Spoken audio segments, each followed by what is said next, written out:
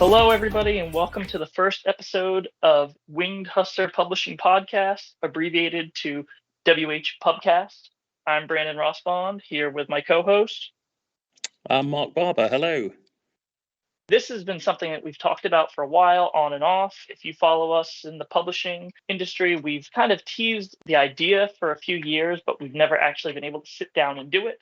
And we just followed through with it. We decided to jump on the opportunity to reach out to an audience we haven't necessarily touched on and kind of bring a little bit more depth and meaning and insight to the audience that does follow us. Yeah, it's long overdue. We're not getting any younger. We're not getting any more IT savvy. And I think, if we're honest, that's the main showstopper.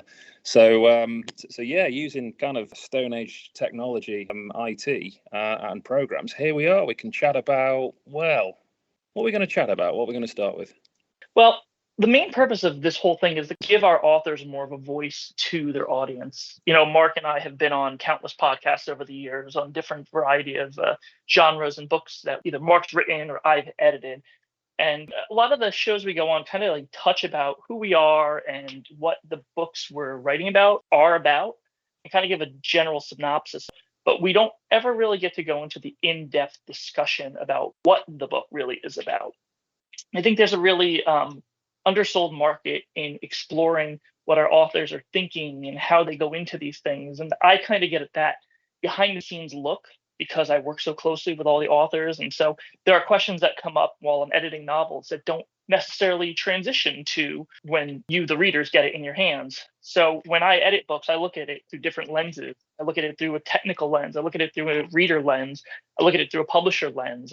Every edit read through I do, I kind of put on a different pair of glasses to look through it. So a lot of questions and comments that we get at the end kind of have been brought up in one way or another. And then there are those that don't, and I'm always happy to get feedback in one way or another. But there are certain things, like certain interpretations that people take of a work. I think it gets lost on the nuances of what the author was trying to do.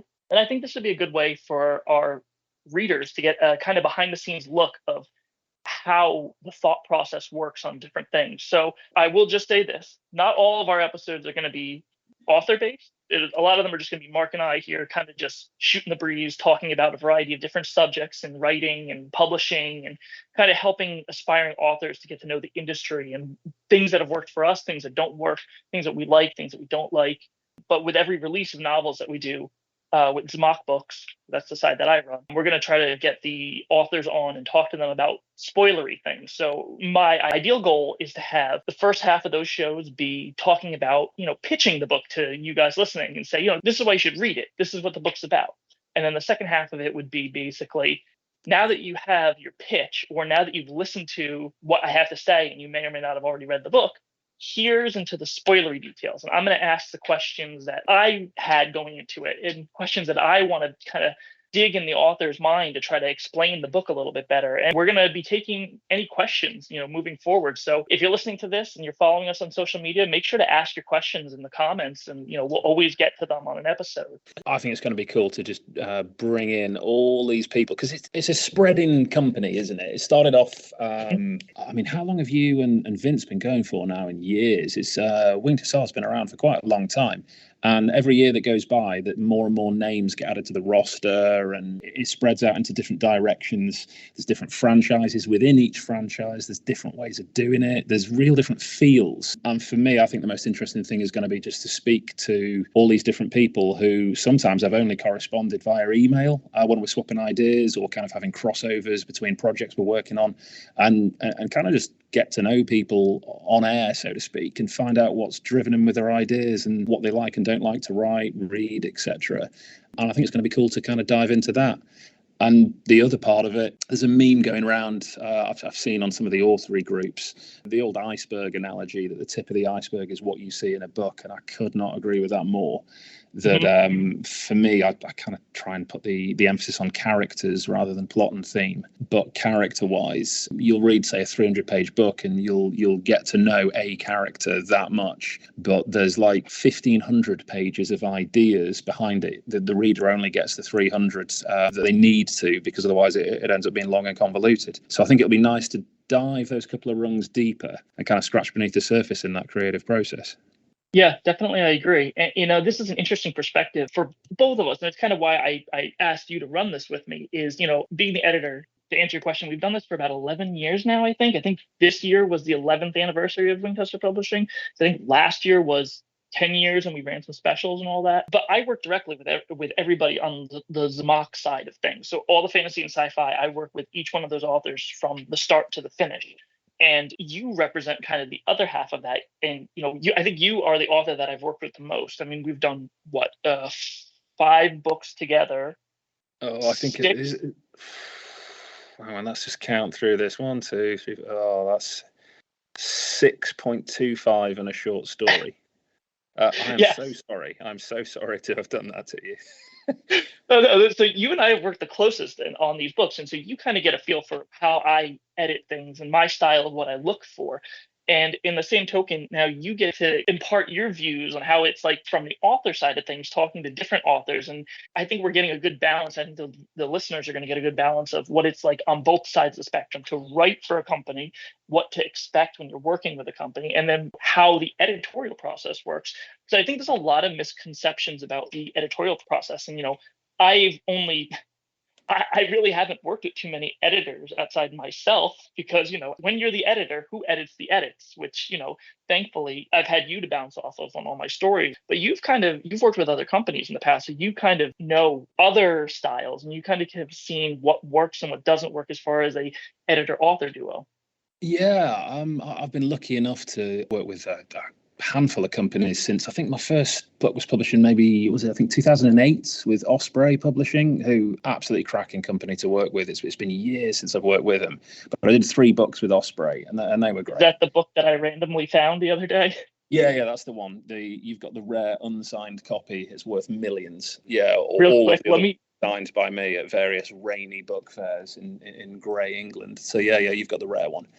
Let me throw in this story real quick. Sorry to interrupt, but I think it's nice background information. So besides running the ZMOC side of Winged Hussar Publishing, I now work for a company called On Military Matters. And so I was going through the other day, going through our used books and pricing them. And I happened to come across an Osprey book about a certain subject. And I'm like, what would be really funny is if this book was written by Mark Barber. And I looked at the bottom corner and I'm like, you got to be kidding me. So I instantly snapped Mark a picture and I'm like, well, look what I just happened to find very randomly. I turned to the guy who I was working with. I'm like, I know this author. I work with him really closely. He just gave me one of those. Okay, sure looks. But anyway, go on. There's different editorial styles out there, but also when we do these group projects, there's very different styles of how an author's going to approach that relationship. And for me, I think you kind of got to remember the contractual chain of command, and the author's at the bottom of that. You can't afford to do, which I think not many, but you get the odd first-time author will kind of come in and be maybe a little bit prima donna-y. And it's like, here's what I want to do. And you're like, okay, that idea needs tweaking a bit. No, it doesn't. It's great. And you kind of got to realize that, no, you are working for the editor. The editor is above you in the chain of command. The editor is part of the institution which you've signed a contract for and you report to, and they have the rights to veto and say your work isn't of a good enough quality. And that's the attitude I've always tried to go in with. But you can get some draconian editors, and I've been lucky. I haven't had much of that, but I have had one I can think of. But by and large, I mean, if the way that we do it in Winged Hussar is, kind of I'll say, here's what I want to do. And then you'll come back and maybe say, okay, this bit here, pick out a random page. How about you do it this way? And most of the time, in my experience, I go, yeah, Brandon's way is better. But sometimes you'll kind of go, no, I need to defend the wicket here and say, no, here's what I'm trying to achieve. And just have that grown-up conversation, because you're all on the same team and you're trying to achieve the same output, which is the best product you can. I think it's just about that. It's about that mutual respect in the team. Mm-hmm. But ultimately remembering that there is a pecking order. The people we're representing their IPs are at the top of that.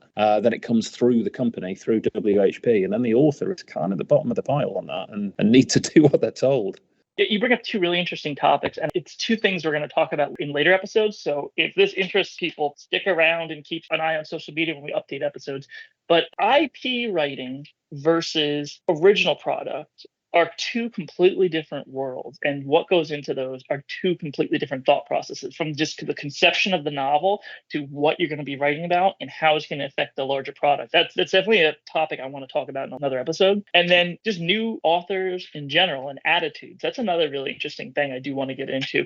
And I've been fortunate in the fact that most of the authors that we've worked with, I have really grown bonds of friendship. All of the authors that we're currently working with are fantastic people that I know, on a first name basis, talk to regularly, really enjoy who they are and what they bring to the table. But we have had a few who are very prima donna and say, whether it's they've grown recognition in a certain franchise and they think that they know everything there is to know, or whether they think that because their echo chamber has told them that what they're writing is the best thing that's ever to come out on pen and paper. There are people who come to the table that say, this is it. I know everything. There is no question. And, even it comes to people when we're doing IP writing that are too close to the source. And again, it goes to that echo chamber thought of they think they know everything because their group of friends have told them that what they're assuming is correct. But when you ask the source and they say, no, it's not correct, then that kind of spins everything on its head. And the best way I can think about that, I'm going to make a video game comparison. And I'm going to put a preamble here. There's going to be a lot of video game references in this podcast. We do primarily work in a wargaming industry in the writing. And I'm primarily a gamer. So, there's going to be a lot of references to that stuff, but I'm a huge role-playing nerd. I love role-playing games. And back in the days of before voice acting, everything was text. So in most of the RPGs, PlayStation 1 era, everything was, you could put the character's name in. You can name everything because there was no voice actors to limit what you called people. So, of course, you had like Final Fantasy VII where everybody would call Barrett Mr. T. But in Final Fantasy VIII, there was like 20 summons, and you could name each one of the summons whatever you wanted to. So, I when I was young, I had a blast naming them, and then as I got older, I left them as their current name. And then there was always debate of how you pronounce those names. So a lot of them are references to real world mythology and, religions. And Shiva, for example, Shiva. Is it Shiva or is it Shiva? Shiva, pun on shiver, or Shiva because the I is a long I. It's the question of, you think you know something. You think you know how you pronounce these words. And all of a sudden you meet somebody who's also played the same thing. And they're like, oh, no, it's pronounced this. And you're like, no, it's not. What are you talking about? Like, yeah, it is. And I think it's a regional thing. But it's interesting. It's one of those just interesting quirks of just working with people and interacting with people in general, of the preconceived notions and challenging them. And somebody's got to give in. It's either you agree and say, you know what, maybe you're right. Or you go, no, I think you need to look at it the way I'm looking at it. Or you just break off all conversation and say, you know what, that person's not too intelligent. I'm walking away from this. Yeah, I think as you hit on the nail on the head there, the comparison between like the video games and the IP writing and all that side of things. You got to think of what you're serving, I think, when you're putting this stuff down. So if I'm writing for an IP, and let's say I'm writing the opening novel, I only say that because it's happened 3 times and it's really difficult. And it might be an IP that has thousands of pages of lore, like Infinity, something like that. It might be an IP that really doesn't, and you got a lot of blanks to fill in. But you got to remember, you're there to serve the IP, and what you can't do, and what I've fallen foul of, and I'll hold my hand up and say, I'm a culprit of this in places, is inadvertently drift off and write what you want to write and what you want it to be, instead of what it actually is. That's the key difference for me with the IP. If you're going to write in your own setting, write what you want, that's cool. It's your thing. But if it's an IP, if you are representing someone else's creativity, your job is to develop it in the direction that they clearly want it to be going in, which is fine. But then you might get sometimes when they say, okay, but I want you to write about faction X and faction Y. And it's like, but I'm not interested in dwarfs. It's a compromise, isn't it? You got to do the right thing for that franchise, but you still got to write what you're enthused by, or it's not going to come out good. Right. And I definitely think there's a lot to unpack with that. There's definitely going to be an episode devoted to talking about IP writing. So I think we'll probably make that one of our earlier ones. So maybe episode 3 or 4 or something. But I think that's a lot of our base for Zmock. I think that's where they lie, is in IP writing and IP fiction. I mean, because we've got Kings of War and Infinity as our 2 flagships. So I think that'll be interesting for them to hear what goes on behind the scenes and the things exactly what you talked about the writing craft and what we can and can't do. So we'll definitely explore that more. But yes, so the name of the show is interesting. And Mark and I were kind of just talking about that before we started recording. I came up with the name randomly because I was writing down notes, and I'm just like, all right, so I'm going to start this thing, and we're going to call it the Winged Hussar Publishing Podcast for working title. I wanted to abbreviate it in my notes, and our abbreviation for Winged Hussar Publishing is WHP. So my notes were originally WHP Podcast. I'm like, well, what if we just got rid of one of the P's and we made it WHPubcast? I'm like, it's a little wordy still. It doesn't really necessarily sum up what we do. I would have gone with a little P in a pod for that. If it was P podcasting, I would have made a little cartoon P in a pod, and that would have been the logo. But, we haven't gone there. That's fine. Yeah, we haven't gotten the logo as of recording, but when this goes live, I'm sure it will be. I have ideas for that, which I'll talk about in a second. So then I was like, okay, so we're a publishing company, but we're doing a podcast. WHPubcast. So it's WHP is in the Winged Hussar Publishing. We're doing a podcast, so pubcast. So I thought that was a nice little pun. And then, Mark, you informed me of another nice way to look at it. Yeah. I mean, I strayed from the other side of the pond. I look at that and go, pubcast. So that's kind of like a podcast, but with a sit in a pub with a pint and I get slowly inebriated whilst ranting kind of feel. And I think that's cool. And that's something I may do on the future episodes. I don't know. Harking back to the editing side of it, it does crop up sometimes. I'll write something in British, and then when you kind of read it, it means something. Some words mean something very, very, very different on the other side of the channel, and that is invariably hilarious. I really enjoy when that goes wrong. Talking about pint reminds me of that famous Shaun of the Dead line. What is it? Go to the Winchester, grab a pint, wait for this to all brew over. Yeah, absolutely. But yeah, so that's our emphasis behind the name. Logo is interesting, and if fans listening to this want to design us a logo, feel free. Fan art is a cool thing. We haven't actually. Well, I take that back. We've sort of got fan art. You had a diorama done of I remember Ryan when Steps to Deliverance first came out. So I'm going to consider that our first quote unquote fan art. I don't think commissioned artwork counts as fan art, but it's cool that we actually have commissioned art. So, but if any fans are listening and they're like, oh yeah, you know what? I'm going to come up with this idea. Feel free to fan art. We'll think, the closest I've had, as you said, Patch Adams, who was a guy I knew from the Bolt action circuit. I haven't spoke to him in a long time, but absolutely lovely guy. Real community hero down in Australia. Within quite a few of the circuits, actually, really lovely guy, and as you saw from that painting, a very, very, very good painter. And he cobbled that together like out of bits and bobs, and it was brilliant. And it comes back to the iceberg thing. If you've written something and it gets out there and it's 300 pages, but actually there's thousands of pages of thought into it, and then suddenly just on Facebook one day something pops up and someone has put hours of effort into taking one of your concepts and painting it and posing miniatures and stuff like that, it makes your week. It doesn't get any better. It's really great to see, and Patch did a fantastic job. I think the only other thing we've had after that, really, Pious. A few people made 3-masted frigates. Right. Frigates could be 3-masted. I'm not going to rant, but by definition, they're ship-rigged. That's what it means. Otherwise, it'd be a brig. But it doesn't matter. It doesn't matter. I'm going to breathe, and I'm going to let that go. It's okay. But I'm working on the Pious sequel at the moment, and there's already more puns and hilarious wit and repartee. Having a go at the terminology and all that sort of stuff, which I did quite a bit. For those that don't know, Pious is Mark's Armada book set in the Kings of War Armada game, so it's a lot of boaty stuff. Mark, I think it's fair enough to say, do you want to tell them the title of the sequel? Yeah. What was it again? We agreed on this like 3 days ago. Through Thick and Thin. Yeah, because I was kind of looking through what there are so many phrases in common use today. So many just little things that you can think of, toe the line, stuff like that have their origins as nautical phrases. And Through Thick and Thin is one of them, referring to thick and a thin rope going through a block.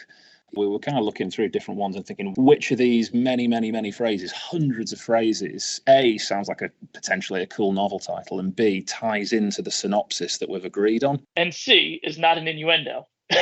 Because we had one of those, which you informed me about. I'm like, oh, Yeah, no, we're not going to go with that one. Oh gosh, yeah. I remember that. That was fantastic. If you look at so much of nautical terminology, jack speak, which is the colloquialism for phrases which have originated in the Royal Navy, a lot of it is just not acceptable in this day and age.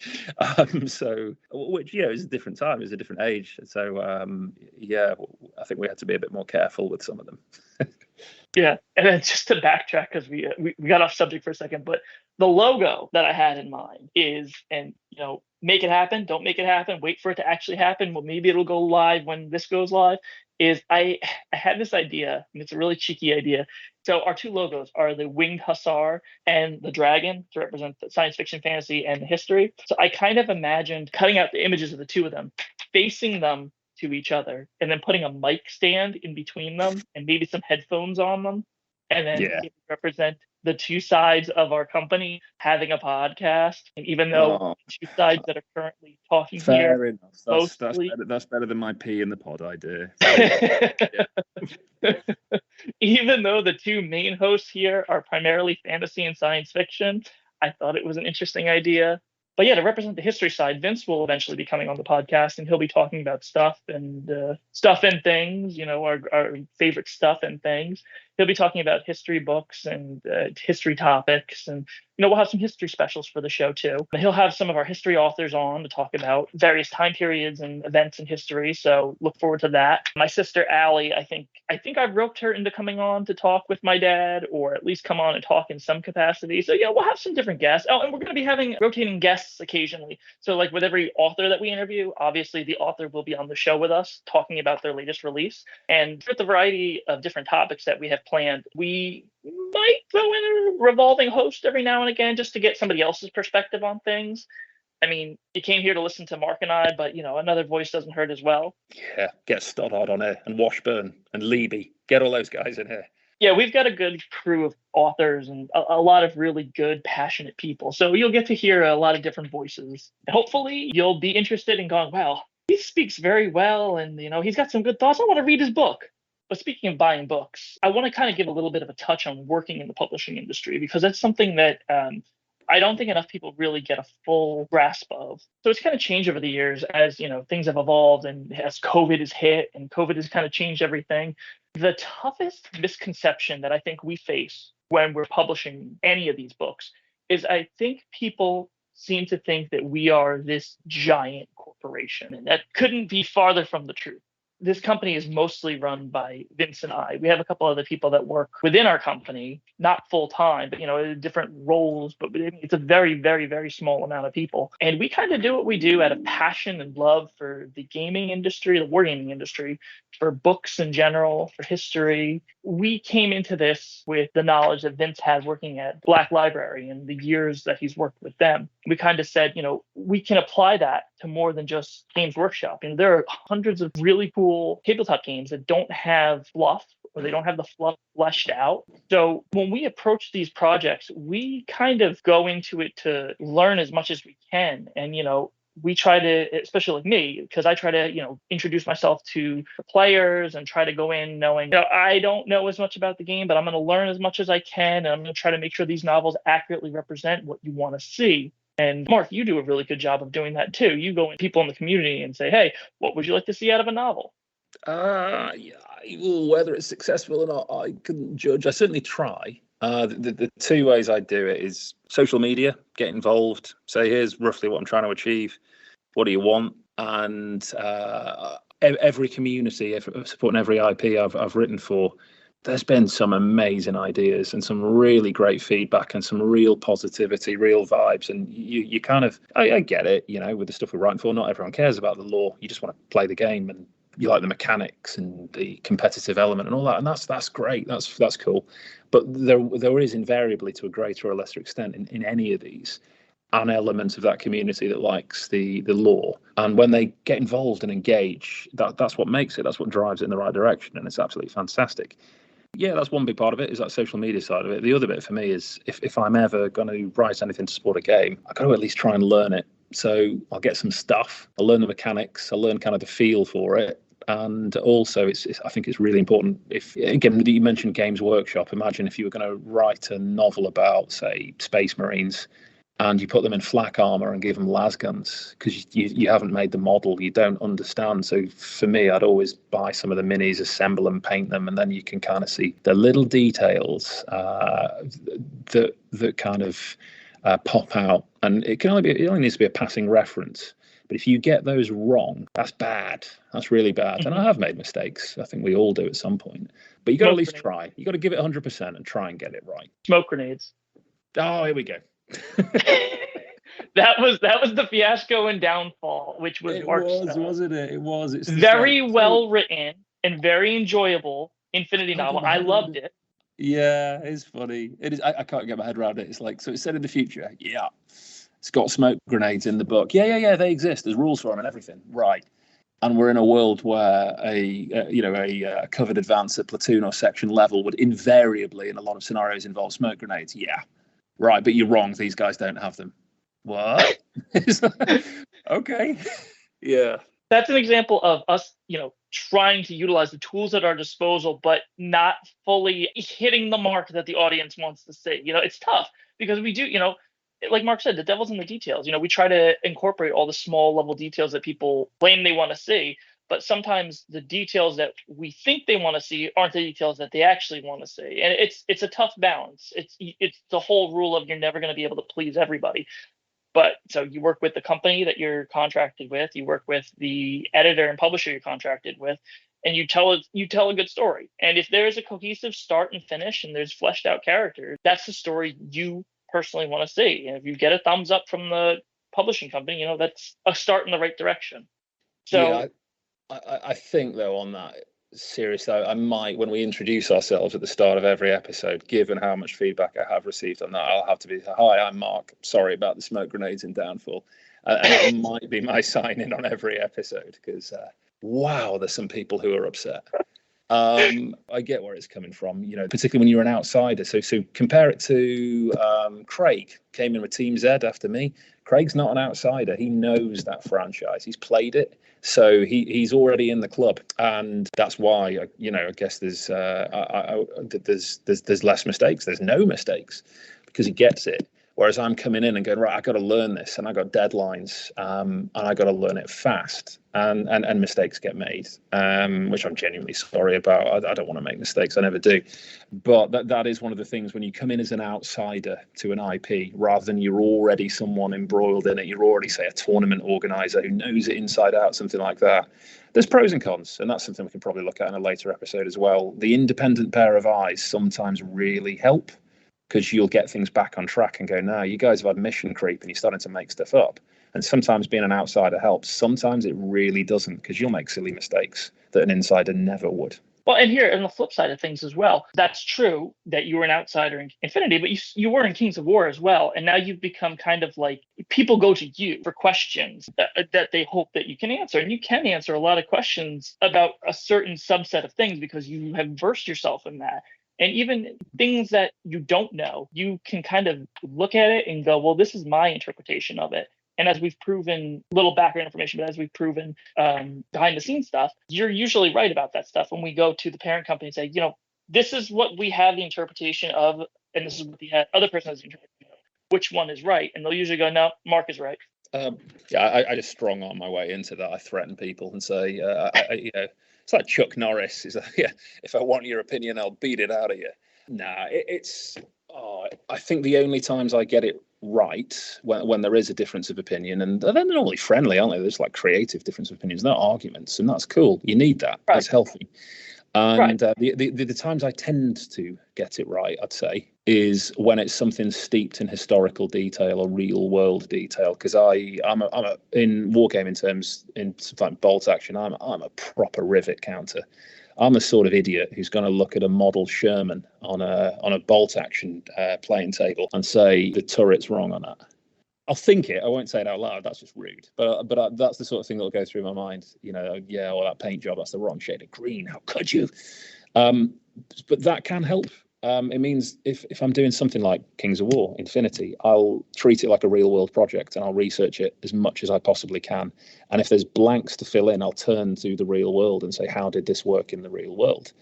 And that's why with those sorts of details, I sometimes get it right when others don't.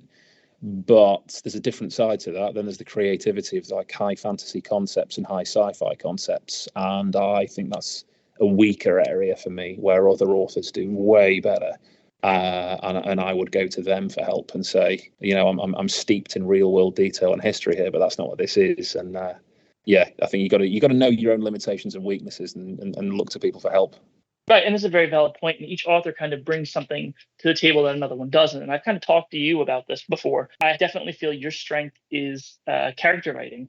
You're able to really get in-depth detail on characters, and from description to personality to traits. Like, I can usually have a picture in my mind of how your characters look, top to bottom, and I see it. It's visual and it's great. Ben Stoddard, another one of our authors, is great at world building. He's able to really expand upon an area and really give us detail. I actually just was talking to you, Mark, about this the other day, but Ben is writing a dwarf novel called Pride of a King, which is already done being edited. It's just getting laid out and it'll be out later this year. But he introduced a new type of game in that novel where it's a mix between chess and checkers. And it's I think, Welsh word for contact. I'm not 100% sure of the exact spelling of how he spelled it, but it's such a niche little detail. And it's used as a backdrop to the conversation that the two dwarfs are having, that it's just not the center point of it. So it's a minor detail, but it's a lore building thing, because now he's introduced this game that hasn't been talked about before, and it's now canon in that universe. And wasn't the main focus. So it's a really cool thing to world build like that, to just kind of subtly drop something in as a detail, and then moving forward, that's a thing. Like, that's a thing that the author created and now exists in this grander world. Yes. Scott Washburn, he's really good at he does really good world building and character development, but his weakness lies in visual. And I think Scott can admit that as well. He and I in some of his standalone books, I've given him notes about, like, you vaguely describe what this person looks like, but I can't picture them in my mind. They're kind of changing on every read through because I don't have concrete descriptions of what they look like. And some people thrive off of that. Some people, I've read reviews and comments where people say, oh, when the author gives me too much of what the person looks like, I just lose interest. And I personally don't understand that. I mean, I guess it's the whole putting yourself in the main character's shoes type thing, where you fill in the blank with people you know and you're familiar with, and you kind of insert the image. But when I'm reading a book, it's kind of, in my mind, I want it to play out like a movie in my mind. So I want to be able to have detailed descriptions of what the characters look like, that I can go, yeah, no, that's definitely that character. That's definitely that character. I don't want to have to assume or guess or have that picture change on a rewrite. Scott's weakness lies there. So it's different authors have different strengths and weaknesses. And, it's a checks and balance type thing. You can't be the best at everything. You can be strong in multiple aspects of writing, but you can't be the best writer, because everybody will find something to critique about any author. I mean, George R.R. Martin is widely acclaimed as a genius author nowadays, and I really respect his work. My flaw with him is you'll learn this on this show if you haven't learned it about me already, is I'm not a fan of dark endings. I'm not a fan of the darker side of fantasy. I feel like it's been overdone to death with television and movies, that we need to reintroduce light fantasy into the mainstream. So my biggest qualm with him is he's got a great story in Game of Thrones. I really love the characters. I really love the setting. Disliked how nobody was safe. Absolutely big turnoff for me. Yeah, I couldn't agree more on that. I mean, like, real kind of flippant pop culture reference to me, but I prefer the A-Team to Game of Thrones. Like, all it is just action adventure, cheesy one-liners and stuff getting blown up, and people literally get blown up by grenades and then stand up and dust themselves down coughing. It's like and I'm fine with that. I like that. So yeah, I think that's one of the things, very much we've always been on the same page on. It's very, very unfashionable at the moment to have a happy ending, and I like them. I really do. I had to twist your arm a little bit, though, with Steps to Deliverance. The ending of that, we went it's back. It's all right, because I reused the ending to Steps to Deliverance that you didn't like in Downfall, and I got away with it, so it was okay. That's true. That's true. And I did think about that going forward, but I feel like the setting and the tone of Downfall was more appropriate for it, especially with the character in question that happened to. I feel like that was more Yeah. appropriate than Orion's ending in Steps to Deliverance. I felt Yeah, like yeah. I think, the original ending, which I'm sure we'll get into at some point, but having Orion completely suddenly, after years of conflict, crack and have a full mental breakdown was a sad ending. I mean, the ending it has there isn't, I wouldn't say it's a happy ending.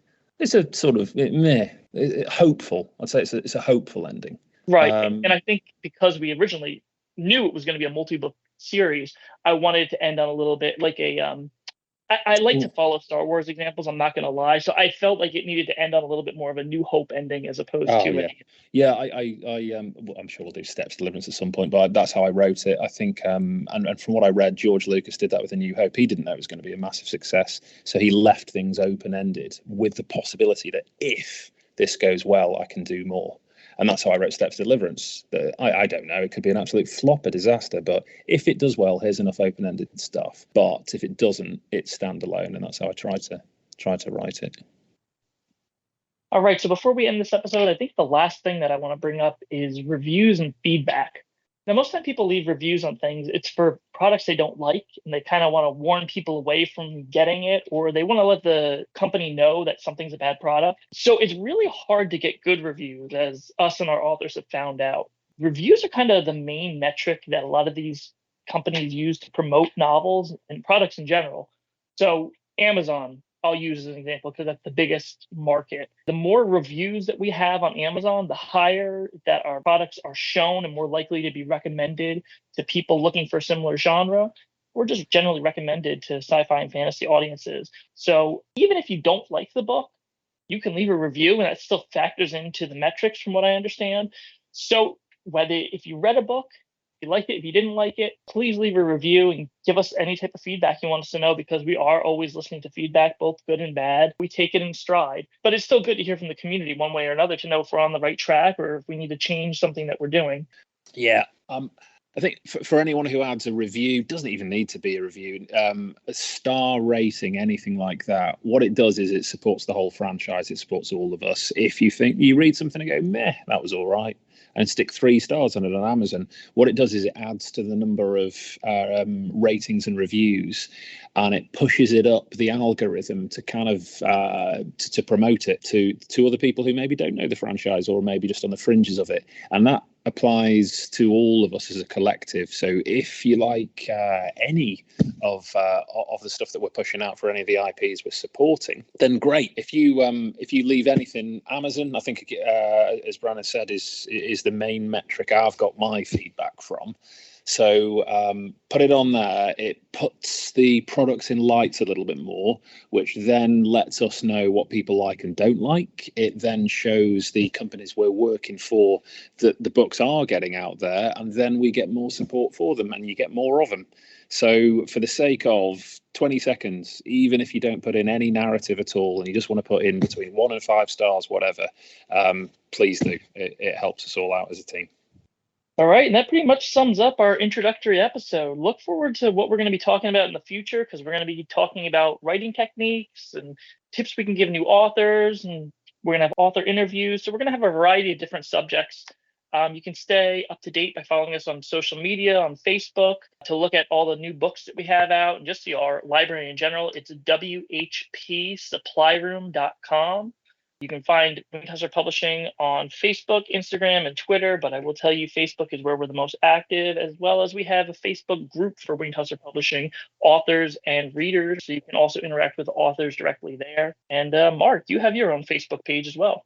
I do. I got a little Facebook authors page, which again, I've been really pleasantly surprised with how much activity there's been on there. I wish I could post on there more often, but the day job and real life gets in the way far too much. And you know what? Sometimes I just don't have anything interesting to say. A lot of people would argue that I never have anything interesting to say, and that's okay too.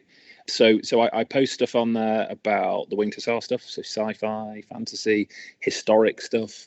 Historic wargaming projects I've worked on, just history from like the Osprey days. So by all means, yeah, what am I called? I'm Mark B. Mark B. Wargames author. that sounds about right. So please do, chuck in a thumbs up, a follow. As the people on YouTube say, click like and subscribe. And it'll be great to hear from anyone, honestly. Yep. Thanks for listening, and stay tuned for our next episode.